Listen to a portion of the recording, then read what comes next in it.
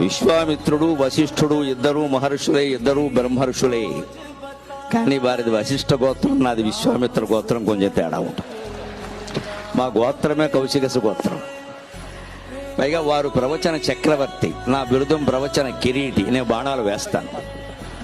కిరీటి అంటే బాణాలు వేస్తాడు.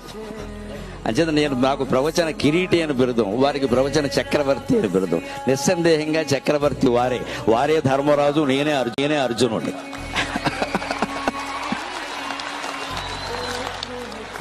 భారతం మొత్తంలో యుద్ధం గెలిచాక చక్రవర్తి ఎవరంటే ధర్మరాజే. అర్జునుడు ఎంత వీరుడైనా ధర్మరాజే అవుతాడు ఖచ్చితంగా. ఆ ధర్మరాజును ఆ రకంగా గౌరవించడమే అర్జునుడిగా ఆనందం. ఆ గౌరవం ధర్మరాజుకి జరగడమే అర్జునుడిగా ఆనందం. అందుకని వారు ప్రవచన చక్రవర్తి, నేను ఎప్పుడు ప్రవచన కిరీటిని. ఈ రకంగానే తెలుగునాట 2 రాష్ట్రాల్లోనూ ప్రవచనం ఒక ప్రభంజనమై చైతన్యాన్ని నింపాలి అనేది నా ఆశ పూర్తి.